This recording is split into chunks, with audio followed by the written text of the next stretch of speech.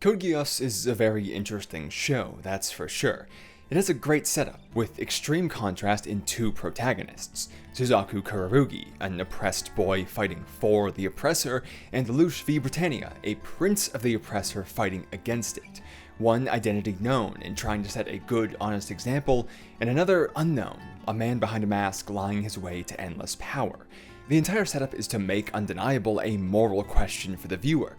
Do you fight for change peacefully from within an evil system, or violently thrash against it until it topples and put something new in its place? Simply, the age-old means versus ends, seen actually expressly in the show in this argument and many others like it. Those were civilians out there! A bluff! The result? Not a single death. And any ends gained through contemptible means aren't worth anything. But then, what that setup gets in execution is, well, let's just say blunt. There's a massacre in the second episode, a royal family who's willing to butcher the cities like that again and again, who then laugh about it at lavish parties, led by a man who sees human life itself as trivial, while the official citizens of that empire literally assault the forced subjects of that empire, and this is all against the victims of those moments simply trying to fight back. It is a question that is supposed to have many subtleties, but addressed with a sledgehammer, making it difficult for Suzaku's side to seem valid at all.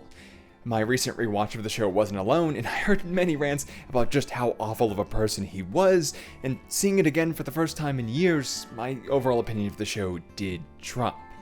And that's where I figured things would end, that it would just be a casual rewatch and things would be done. I wouldn't talk about it here on the channel. Clearly, that's not how it worked out. As I would be writing for other projects, my mind would keep wandering back to Code Geass, and the notes app slowly started to fill up until it was worth a whole video. Because for how much Code Geass may be unsubtle in the overall question, what's more interesting is what such a blunt, overt take on it provides. An obvious, undeniable look at the people following those methods and why, of their assumptions and the consequences of them, and the natural conclusion of these mindsets which consume the people following them, and not characters as vessels of ideals, but how people themselves become their ideals. For everything Code Geass obviously forces on you, there are tons of assumptions we may have never considered. And so let's do that here today.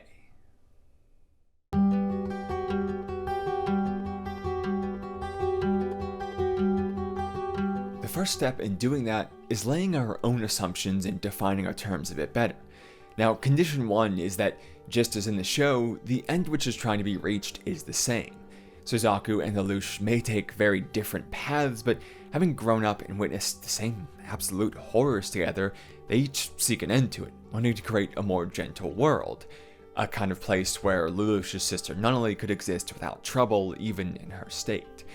If you ask them, she'd be the example of how to make a kind world that they need to make, and so that nicely ties the results they seek together, a world fit for Nunnally. Then we have to define our terms. When we say the ends versus the means, what we're talking about is namely the intersection of deontology and utilitarianism. Now, this vid isn't a video strictly about the philosophies, but about the assumptions they make in practice, so we'll make the overview brief.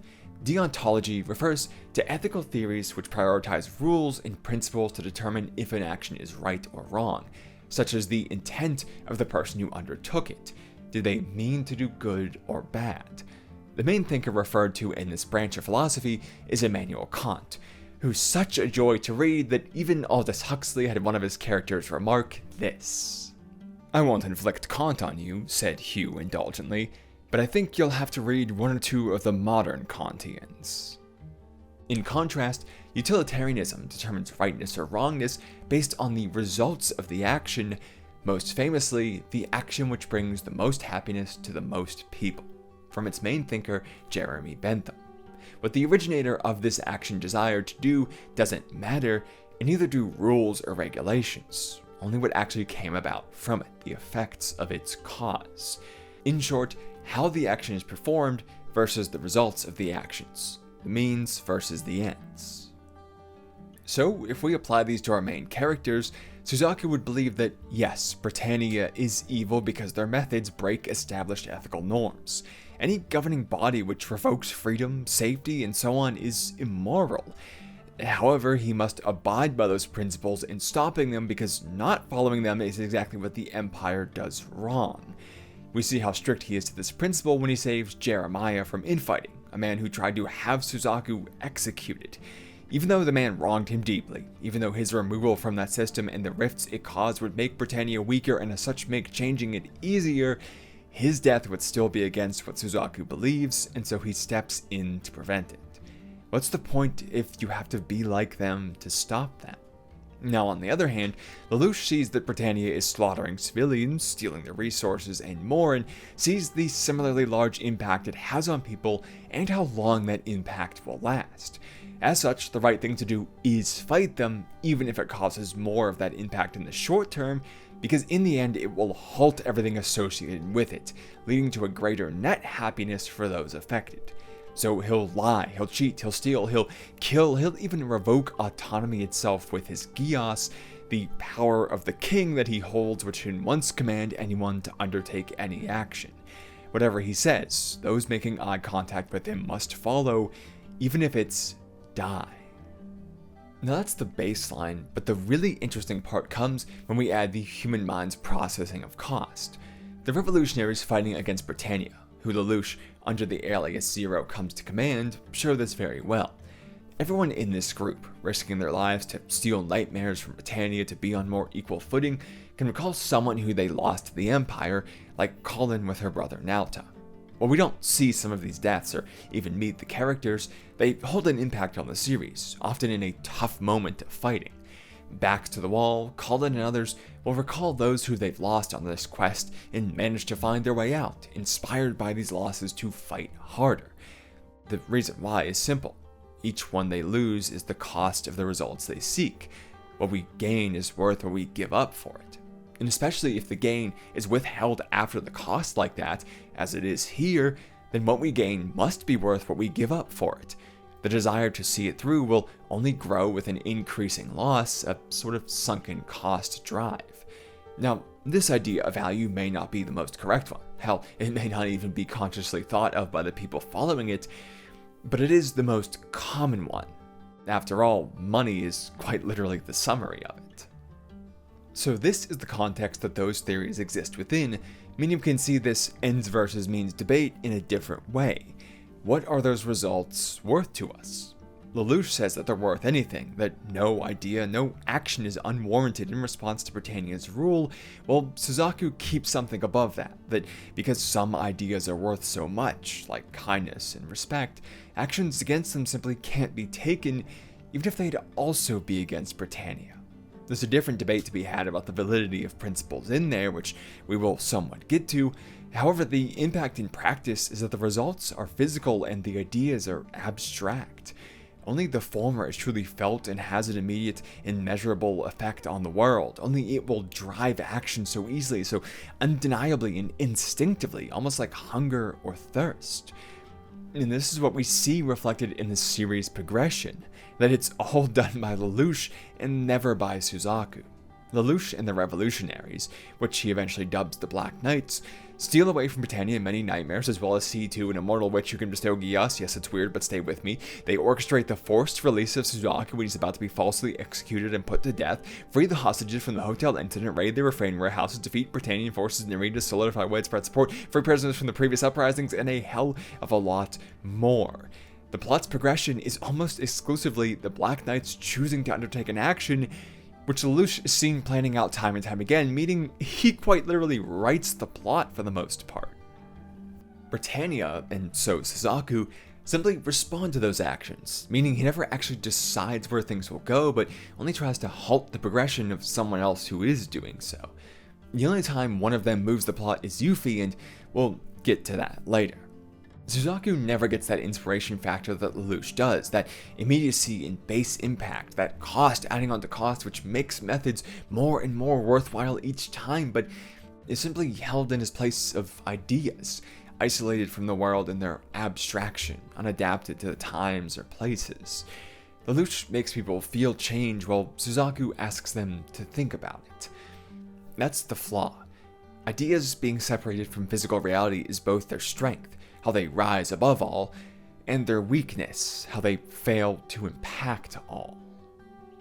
And this isn't even ignoring the idea that he'll change things from the inside, because while he does gain status and power within that system, it's all in response to Lelouch's actions. Because of their friendship in the past, Lelouch singles Suzaku out to be saved when he's set to be executed for that crime he didn't commit, placing a spotlight on someone who's just a grunt and clearing his name in the process by taking credit.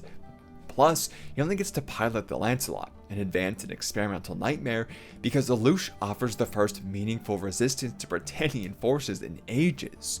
Each time he's proving himself in it, he's only doing so exactly because someone else was willing to undertake the means he believes are wrong to force that response. So while he may decry these methods, his simply don't work without them existing, without something turning the abstract ideals into physical action. We see this best when Suzaku, with his Lancelot stalled, holds Zero hostage while knowingly waiting for a blast from above to destroy them both. Under orders from his superiors, he's willing to die and take Zero with him. Now this is solved when Lelouch gives him the command, Live! Which makes him worm out of this situation and haunts him for the rest of the series, always driving him away from the ultimate sacrifice. Say this never happens and they do die here. Now at this point in the story, Suzaku is a knight of honor, the personal guard to one of the family, Princess Euphemia. They met by chance one day and developed a personal relationship, him respecting a down-to-earth, truly kind royal, and her admiring someone so strong-willed and, as she sees him, moral. With a high position in the favor of a royal, it's possible that he would be remembered well, leaving behind an impact that honorary Britannians can be good, a possible spark of change, and then whatever actions Euphemia would take with that and his memory in mind. There's a chance it could do some good, even if only in the hands of someone quite a few members down the line of succession. But the key word is maybe, since he, the one holding the will to make that change, dies, an abstract idea, his principles, it all dies with him because it's not physical. It leaves only memory instead of concrete impact, and allows whoever comes next to do with that as they see fit, as they interpret. It might change the world, or it might never even be announced to the public. It might lead Euphemia to change the empire, or as one of the lowest down, the other wills may vote her out. Once again, the issue is that abstract nature, that interpretation, and that possibility. That's what he's been fighting for possibility, because it's all he can fight for. Lelouch commanding him to live is forcefully taking that and bending it to reality, telling him that he won't leave things up to chance but will carry that forward, and it's only through that that he survives to mean anything at all.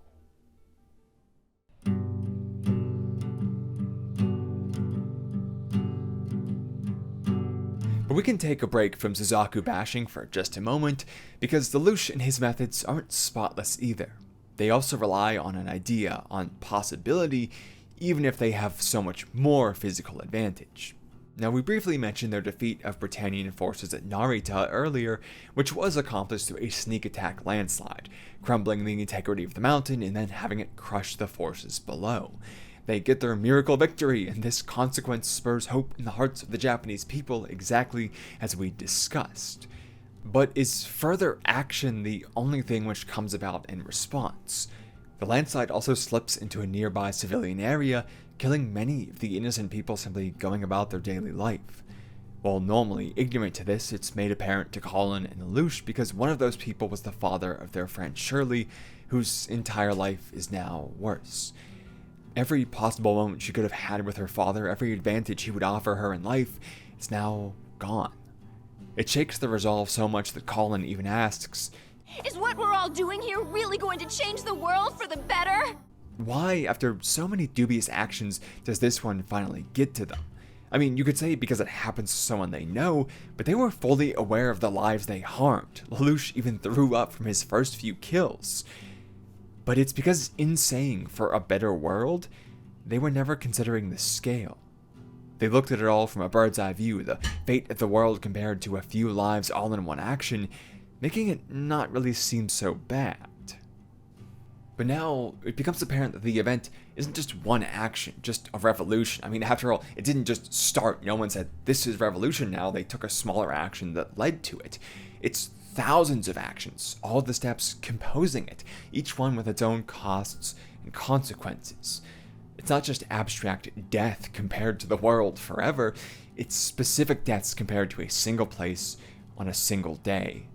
It's loss and sadness, it's orphanages with more children, it's hunger and poverty from a lost breadwinner, and so much more, all of which then goes on to have its own consequences. People who hate the Black Knights and will fight against them for personal anger, for example.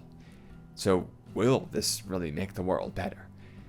This is the danger of the theory. It plays a trick of scale, asks one to compare things not really on the same level as justification.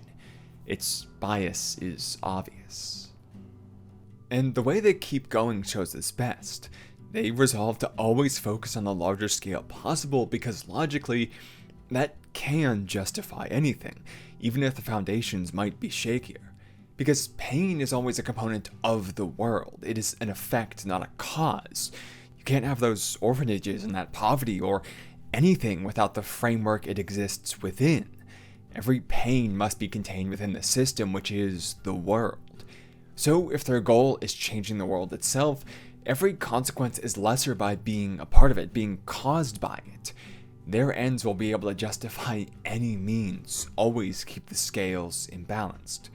Seek to change the framework and anything can be justified. The rhetoric which accomplishes this becomes one of Lelouch's best tools, reinforcing and coaxing the lack of scale. Each grand speech where he claims to form new nations, even if just in one room, where he asserts that the world is with him at all times, is towards this end. They take small actions, single battles, and turn them into the birth of nations, things so large that the scale is entirely shifted. They haven't just won a battle, a nation has been born, and who thinks of a single life when a nation is brought up like that? It's also creating states of progress, you could say, giving rise to names and dates to try and make the ends seem more real, because that's another problem. So far, all they have is an idea.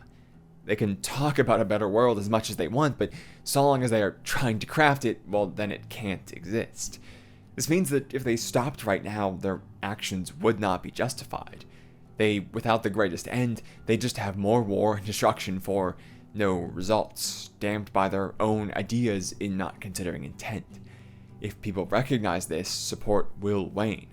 And so Lelouch's swift announcements come grand and swift like that. Sure, maybe the United States of Japan is just a few hundred people. Maybe at one point it's even just one room.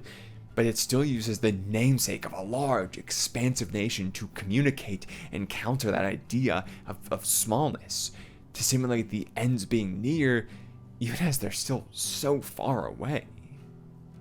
This is an advantage Suzaku has in focusing on the idea side of things.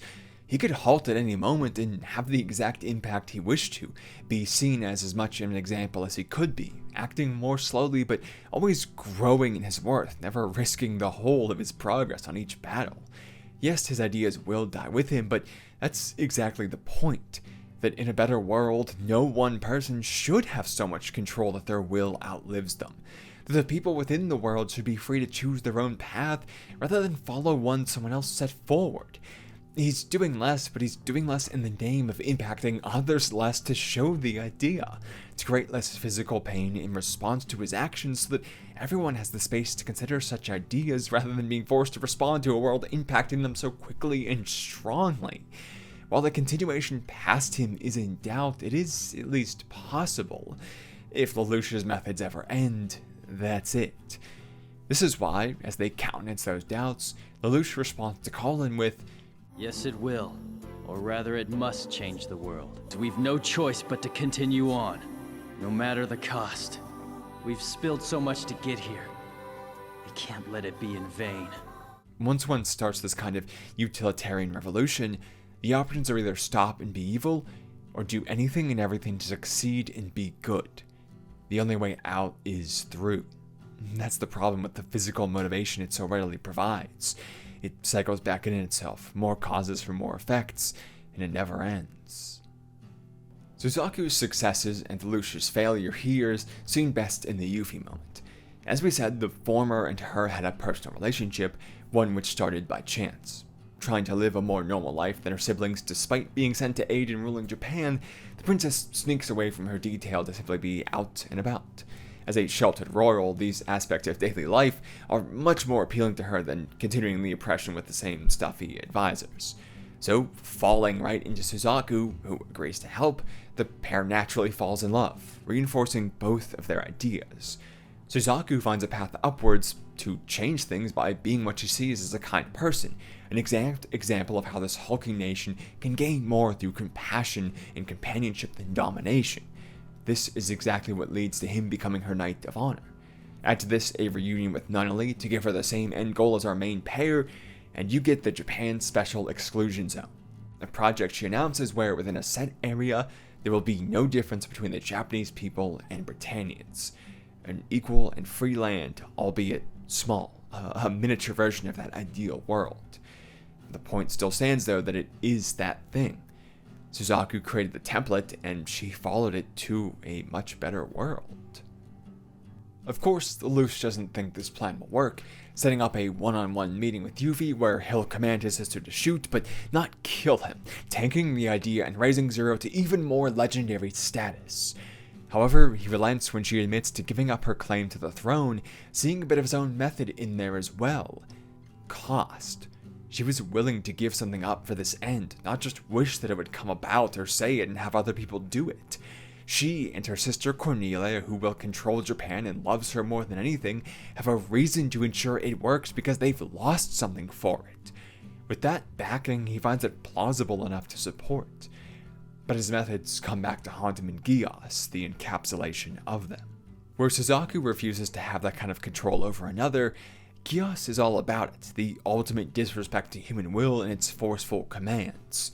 It achieves any end he desires, but at the cost of the human it's being used on.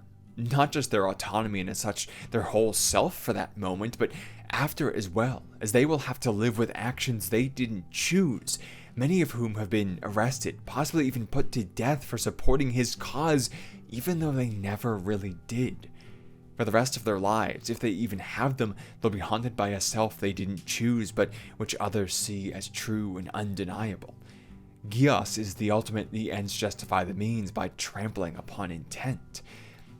And so Geass is a self-justifying cycle as well. The more it's used, the more it requires future uses to make them all worthwhile. Each life behind it is another that must be saved with it. So what else would happen with it but a loss of control? While Lelouch can normally apply Geass at will, this far into his plans that begins to fade with it being active at all times. It must be because that's how much it needs to be used to justify its past, literally all the time. So when explaining just how much it compels people to Euphy, he uses the unfortunate example, if I told you to kill all the Japanese, not realizing that he's lost control of the power. It takes her over and she follows the command. The stadium full of people is slaughtered with the special zone forever to be seen as the trap of a demon. The woman who intended to sacrifice her own power for a better world will be remembered as a vicious murderer, the worst of even a terrible empire. He recognizes this endless cycle, saying during the event, Don't force me. Must I atone for this sin? Is this a cross I have to bear too? He can never stop now, because he has stopped using the power, and the power has started using him.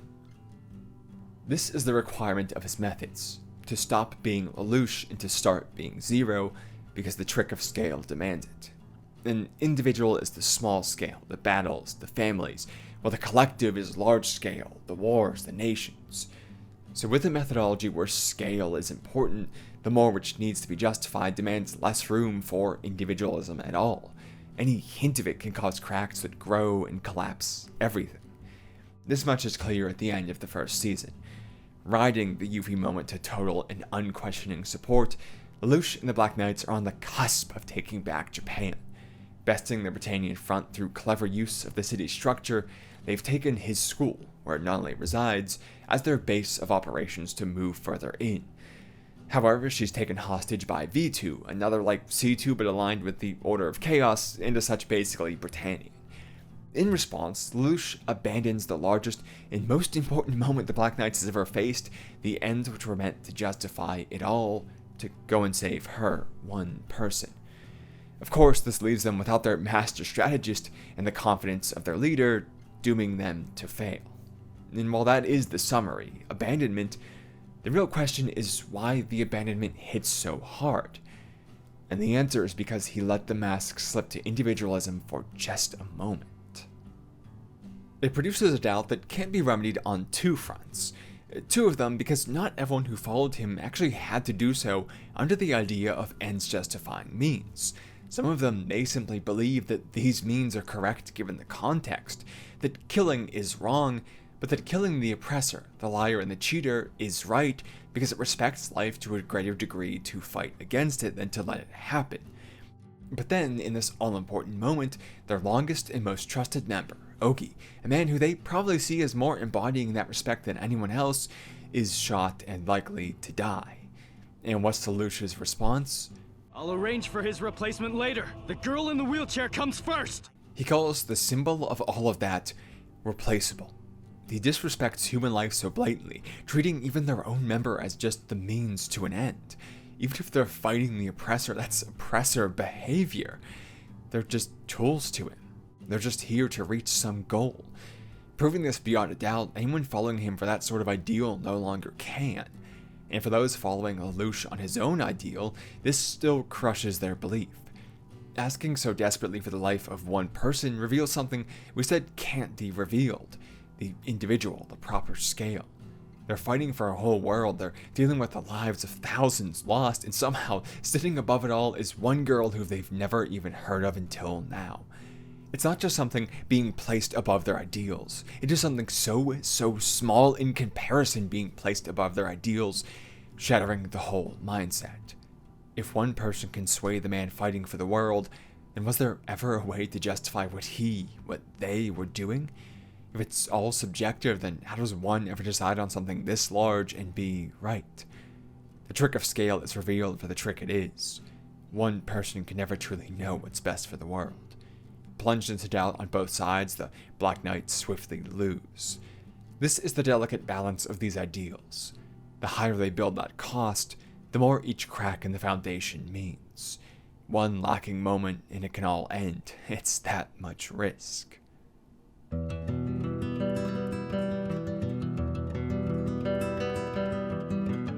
So, are we left to Suzaku's methods instead? Well, his have even more issues than we covered previously, so maybe not. Let's build on how his impact was always in response. Sure, this avoids the issue of that cyclical justification and associated risk, but it only does so in avoidance of power. Instead of him holding it, the party he's within does. After all, if you make Euphy just a normal girl, then would he have had literally any impact at all from his ways? This means that not only does he rely on someone creating the situations for him to respond to, but also that he can only respond to them because someone else is willing to take power or came from someone else who did to make it worthwhile. And how do they have that power? With Lelouch's methods, because only they embrace doing so, the physical advantage of weapons and armies and just force, literal presence. We see this best with Prince Schneisel, the second in line and eventual leader of the empire itself, who lies, cheats, steals, and massacres more than anyone else. Despite his charming front, he's willing to wipe an entire city off the map for something above even the scope of nuclear weapons under the justification that everyone knows, don't they, that people are driven by their own desires. So why win hearts and minds, or why not bring peace to the world with a system and power? Naturally, he goes on to develop a flying mega fortress which will have the ability to launch one of those more than nukes anywhere at any time, hoping to terrify the world into submission. Peace, but with no respect to will.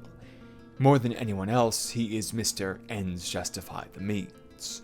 So while Suzaku himself may not be feeding into the cycle, by relying on the power of those who are, he essentially is. Each action he takes as the shining example is under their command, at their direction of gaining more power and inflicting more pain.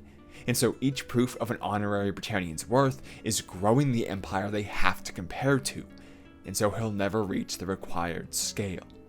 And that's if they even allow that most ideal case. The more interesting thing is that they can revoke and manipulate that example at will, not just canceling out, but actively negating everything he does. In the second season, Lelouch is temporarily captured by Britannia after depressedly taking responsibility for the Euphy moment to Suzaku, thinking that they're alone because the latter agreed to be so. Once he incriminates himself, however, Schnigel's troops swoop in and take his distant brother away, well before Suzaku could have any hope of explaining that he wasn't in on it. As far as Lelouch leaves the interaction, he believes that Suzaku has purposefully sold him out, that he stooped to the methods of lying, even though he blatantly states when considering drugging Kallen for the truth a very Lelouch kind of action, I will not be like him. Sure, in his own head, he can remain clean, but what good does that do when the perception of him will now be an underhanded one due to his superiors? By relying on their power, all his impact is their will. If they say he's a liar and a cheat, then he is. If they order others to make him so, then he will be. His methods require an evil empire to not be evil to him. And they will be because he is the easiest to be evil to. He's manipulatable, predictable, and how little his methods vary because they're so limited. Where Lelouch is causing landslides and toppling city structures, being unpredictable, you know what Suzaku is doing? Fighting head-on again and again and again. He has no variety. You can map out exactly what he'll do. I mean, this is how Lelouch traps him twice during season 1, knowing how his old friend will always move into battle in the same way. So why would an empire using those methods not do the same? What Schneider did to him was only a matter of time. In fact, it already did happen to him. Lelouch just saved him. Before he was ever a name to be abused, he was still a label to be abused, honorary Britannian. This is why he was blamed for Clovis's death. If it's due to the actions of some nameless grunt in that position, then the position itself can be what's wrong. Too much freedom was given to an untrustworthy Japanese boy, and a prince died for it. It makes no sense to continue the system that allowed for such a thing. That one route of advancement for Suzaku's methods would have been cut off just because he sought to take it. Even as no one, even not trying to prove himself at all, they can still make him exactly what they need or want him to be. And that's the point. An imbalance always exists when relying on another's power. So how can you use that power someone else granted you to destroy them when they can revoke it at any moment? This is the context that he's missing. Ideas are great, they're powerful even. They can make and break entire lives with enough thought or work behind them. But you know what can stop all of that at any moment? Physical force. With no training, with only minutes worth of effort, you can end a mind which has studied for years and years. It's easier, it's quicker, and it's the method of the people in control. So can one do anything without doing so themselves? This is the combat aspect of the series, the physical comparison by which most of the events occur. In its simplest form, who can throw more at the opponent? When Lelouch first begins commanding the rebels, he's up against Clovis. As a Britannian royal who's never been challenged a day in his life, his strategy is simple against this uprising. Bigger number win. If the opponent has 1 nightmare, you send 2. If they have 2, you send 4. Against a side with equally as minimal strategy, this has always worked, proving the point. At the root, physicality is a game of numbers. Now, of course there are ways to supplement this, which is why Lelouch can so easily win. It's not just having the units, but also how they're used. As he sets traps, using broken walls as cover to fire through in surprise, underground tunnels to move past unsuspecting enemies, Clovis is almost immediately bested. Clearly there is an element of skill, how the resources are being used. But then, high off this victory, he tries to do the same thing against Cornelia, a much better strategist, and loses handily because on an even playing field tactically, his numbers just weren't enough to stand up. He would have needed to be even more creative, which would require prep time to establish additional resources to close that gap. This is what we actually see with both Narita and the Battle of the Docks to showcase this, where he brings in outside equipment to essentially raise the number, an earthquake at the mountain or an explosive at the docks, giving him even more to use against them. Simply put, the number needs to be larger. And this is where he comes to really embody his idea of leading with the king in chess, a silly metaphor but an actual point in his methods. Because his situation against the more tactical of his former family is akin to chess. Since each has a similarly good skill, it's as if there are rules in place, how the pieces are allowed to move in the order of the turns. However, the issue is that both sides don't have the same number of pieces. Lelouch's is less. And so with less to use, the equation is off balance. Any one-for-one interaction simply isn't good enough. Each piece needs to take more than itself. And this means each piece, even the king, not only kept behind as a useless item to be protected, if it can actually be utilized despite its terrible range, then the equation is more balanced. The gap has been closed and the margin for error is better. In his loss to Cornelia, he sat off to the side in a high building and only gave radio orders. He didn't use the king until the very end. But at Narita, the next major conflict, he actually gets into the battle himself, taking a nightmare just like anyone else's and fighting.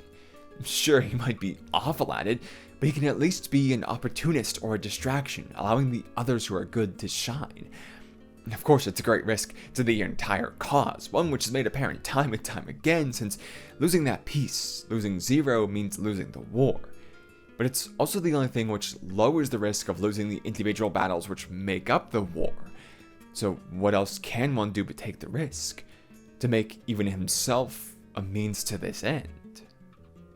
That's why we had to cover the whole strategy side of things, because of that natural conclusion. Each piece must be used and risk is required, even of the leader, undeniably. They must also be the means to their own end. Lelouch is taking that risk upon himself. For as selfish as he may seem, this is a pretty selfless act. On the other hand, we showed that Suzaku's methods all around require Lelouch's methods still, which means they also have a similar risk. The difference is who that risk is placed on. Think about what Euphy did for him. Even if he was cleared of the charges, the rumors surrounding his involvement with the murder of a prince persisted. The stigma of his position still haunted him. She gave him a more honorable title to combat this, the chance to keep proving himself at the cost of her own standing and relationship with her family. The special zone, brought about from a mixture of their ideas, she was the one who gave up her claim to the throne, her power to make it happen. Everything he has is gained through the reduction of her name and her status. Someone was taking on the cost, it just wasn't him. So isn't Suzaku being the selfish one here? He isn't escaping the trappings of power, he's simply refusing to have them actually be attributed to him, refusing the consequences of using it. Well, he isn't actively manipulating them, he's doing so passively, allowing or even encouraging in a way others to do what he refuses to. That's his whole deal, right?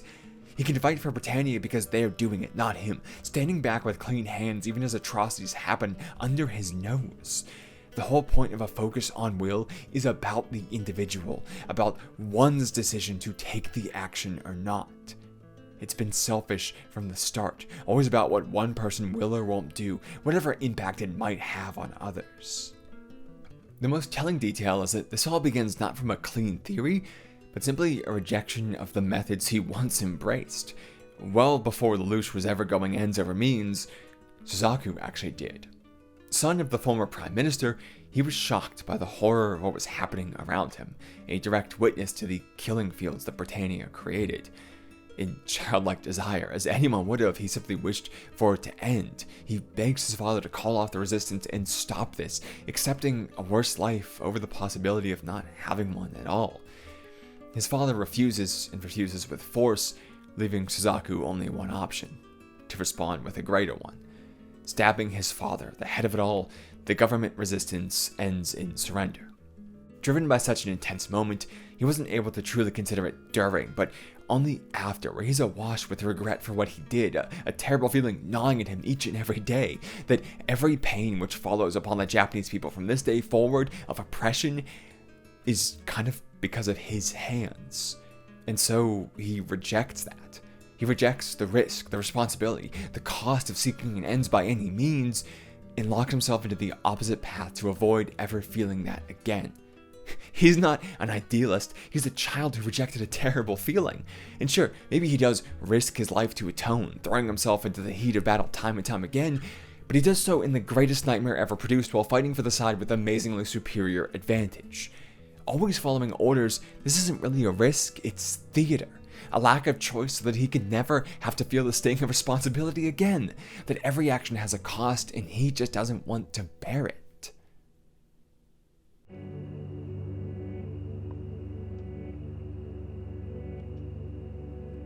Deep down, it's all a bit selfish. Not just him, but all of it. Sure, we've been talking about the world, but what does the world mean to us? It means whatever we've experienced of it, to know it, to include within it.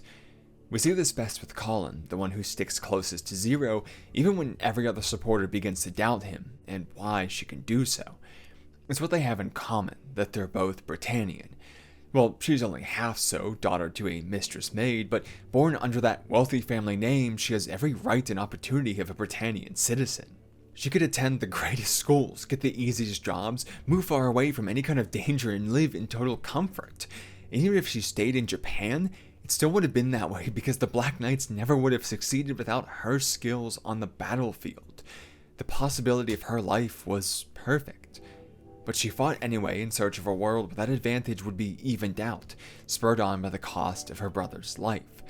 And when she's discovered, well, all of that goes out of the window, those perfect possibilities shut out forever, a comfortable home and all the money she'd ever need gone.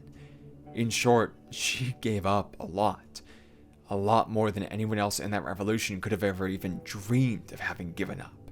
While they take the same actions, she takes them with more cost behind them, more reason to need success for it to be worthwhile. This is exactly why she can support Zero to the end, even as everyone else stops doing so. Already downing him from orders to massacre the Order of Geass, not soldiers but scientists and civilians, the Black Knights are primed for Schneidel's manipulation, where he reveals what Geass is, and then suggests falsely that they've already had it used on them all, that their support is simply something Lelouch commanded from them. They all want Britannian rule to end, but none of them were prepared for the cost of performing slaughter and then maybe losing their whole autonomy, essentially becoming the next Britannia. And if that's the case, then they may as well do so with the man who can't revoke their will through eye contact alone, and they flip sides to Schneisel. Kallen is the sole holdout because she already gave up so much of her humanity. Her family, her friends, everything about her life except for combat. So what does this possible manipulation matter to her? Seeing it through with Zero, someone else who's done the same, makes more sense given her costs. In short, it isn't what they all believed which defined their side, it was what they experienced seeking to justify itself. This isn't to say that we're hedonistic beasts, but simply that our scope is limited. How can you know what you don't know? Someone who hasn't given up that same kind of thing just can't comprehend what it means. It doesn't have the same weight behind every battle. It has the logic, but the thoughts and the feelings of being there once with that and now without it, it just isn't the same. All those intimate aspects lost when you're looking at logic alone. A lot of the power to convince is lost without direct experience. We see the same thing with Suzaku, that just as an experience shaped his rejection of cost, it can bring him right back. While he struggles with his morality in Season 2, that alone is a major change, just considering that another way could be better. And what brings it about is personal loss, when Euphemia is killed by Zero for her massacre. She had become his world. Quite literally, Suzaku's job was to protect her, to be by her side at all times and value her life above even his own. It gave him everything that he had and demanded it all in return. So with her gone, he's more like Kallen. He's lost his life without actually dying. And this is where his method does have a risk of collapsing in on itself just like Zero's. It's all about preventing personal tragedy, right? It says that killing someone to make a better world is wrong because the world is composed of those people, their will, and so it needs to be respected. If he had his way, no one would experience pain at all. But pain will happen. Someone will always hold the other ideal as true and be okay with causing it for some reason greater.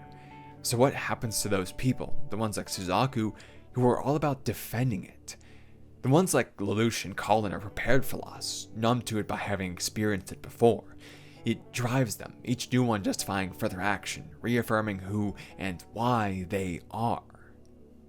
But Suzaku, ever since that moment as a child, he has refused to experience such loss. So it doesn't affirm him in what he's done, it breaks him in its newness, and how consuming it is compared to his normal. It isn't a cost for something greater, it is just plain and simple loss for no reason. He can make nothing of it, unless he changes his methods. And so he does. At least as far as Zero is concerned, so long as the man is caught and punished, he doesn't care how. This is the risk we mentioned, that it can leave one with all their actions having been nothing if they ever experience a cost great enough to need justification, wasting years of being ineffectual just to be everything they worked against. Suzaku himself even says it. I've been naive up till now. I was idealistic and self-righteous, stubbornly maintaining that the means are more important than the end result. The result of both methods at their extreme is that one loses their self, their humanity. But one still may be more appropriate than the other, at least to this end of a better world. Suzaku loses himself as an ideal, always outmaneuvered by others' actions to the point that he has no impact, a phantom of a person. But Lelouch, the one performing those actions, well, he loses himself as the collective, as a justification for action, as physical presence rather than abstract space. He loses himself as the change he creates. This is where he succeeds, and where Code Geass offers its idea of a perfected revolution, where the utilitarian methodology breaks its own cycles. First is correcting the mistake he made at the end of Season 1, where he cared about something personal, Nunnally over the desired end, a better world for her. This time she's part of the royal family again, manipulated by Schneisel into holding the required key for all of those beyond nuclear weapons as a defense against Lelouch. To gain access to them would be to give up what he cares most for. But he does exactly that, and does it in brutal fashion. He could have just taken it from her by force, but he uses Geass instead, the summary of his methods, to prove the point. He isn't himself anymore, he simply is those methods. He takes the key, leaving her to chase him in crying desperate anger, falling down the stairs as he walks away cold and callous. With this, he has everything Schneisel could have dreamed of. Total control of the world through the ability of omnipotent destruction. This means that he doesn't need the power of anyone else because he simply is power itself. And that's a key part of how he connects the idea. Unite everyone against him alone. The highest of Britannia knights and revolutionaries, royal family and regular citizens alike, they all desire the same thing. The death of the new, even worse tyrant Lelouch, someone so detestable, so disrespectful to any idea that whatever you follow, the means or the ends, you hate him and want him gone the same. Normally, the action spurs a backlash, the cost being levied against someone else to spur them into more utilitarian action. But if the entire world is acting against him alone, then who would the cost be placed on if he dies in the name of their freedom? No one. And who would care if someone as hated as the entire world by him was killed? No one. The cycle would end with his death, one final trick of scale. So, this is what he chooses. To have Suzaku don the Zero outfit and kill him, as the revolutionary sees the chance and his presumably Geass soldiers eventually stand down due to some cue he set. The better world is finally here, never to be witnessed by the man who did so much to actually bring it about. Code Geass isn't really kind to either side. To those seeing themselves in Lelouch, it's a reminder of what that belief really means. That revolution isn't glorious, that all of the show to it has a point, a rhetoric that must be maintained with careful planning, that it isn't about being a hero, but about being willing to become the villain, that it's about loss, not just time and energy, and not even just other lives, but your own. It shows every flaw in that ideology, and then presents a possibility of how it could be solved only in the willingness to revoke your humanity itself. One who follows it must be ready for that, for a world which will become infinitely worse only saved through complete and total sacrifice. Can anyone truly say they would not just be able, but willing to do that? And as for Suzaku, his ending is even worse. He doesn't just wear the mask to kill Lelouch, but rather he has to wear it forever, never allowed to be himself again, because no one can know that Lelouch's only ally was alive and in on this for the doubt it would cast. The people have to think he died so that they believe they and their hero did this of their own will for all time to make sure that cost is truly removed. And so Suzaku too must die, but while his body is still alive. He gets to live, but only ever without living, without love, without self, without anything but the abstract ideas that dueled each other, a mockery of how his methods ended in him being nothing more than an ideal. Lelouch at least had an end, and so he gets to end. But Suzaku only gets to be the means forever because that's all he had. But while Suzaku has it worse, I don't think it means Lelouch was entirely right either. After all, his plan only works through having Suzaku by his side, and oftentimes had some amount of appeal to the abstract, just not as much as his foils. That has to be part of the point. The way we reach a better world isn't really just through one all-encompassing perfect theory, but through a more careful balance of many. After all, any ethical theory is going to have holes. You'll spend days, maybe even weeks or months or years understanding or developing one, run it through all the thought experiments you can think of and find it satisfactory in all of them, only for a different perspective to point out that it justifies something entirely horrible. No one theory could ever account for every situation unless it became an entire encyclopedia listing all of them in detail, and that would just be life itself. That's why I love them in doing this so much, because what you eventually learn is that the answer is almost always, it depends. We don't find what's right or wrong simply by thinking detached from situation, but by diving into it and giving it our all, understanding every minute detail about it until we can speak with confidence. What's right and what's wrong is answered in understanding the situations around us, including the people making and affected by them. And it's such a grand and impossible task that the only way through is to work together, each of us tackling some small section of that whole grand scheme. The point isn't which one is right. The point is what each other can teach us either way. And so this was my attempt to do so, or at least try and pass on what I thought Code Geass was saying about it. Overall, it was an interesting look back at the series, I hope. Probably a lot more evolved than what I did 2 or 3 years ago now, when I was much less versed in a few things. Maybe not the most perfect video, but I think as long as it gets the ideas out there and shares them, then, well, the perfection isn't really required. Everyone can take their piece, evolve it, do a little bit more with it, and make something a lot better from it all out in the world there. At least that's my hope in doing all of this. Anyway, I'm doing that old thing where I just kind of rambled off script at the end. I literally put like an ellipses and I just started talking random nonsense there. So I'll just leave you with that and say thank you for watching. I know the video's got a lot longer, so it means a lot that like every 2 weeks you're just like, an hour of my life goes to this person. That's kind of wild, actually. But yeah, I'm gonna keep rambling if I don't stop. So important links in the pinned comment. Discord, Patreon, and channel memberships is the most important. As YouTube ad revenue always goes down, those things really help keep this afloat and one day being even greater than it was before. So thanks to the people appearing on screen right now, and I'll just say thanks for watching, and I hope I'll see you again soon.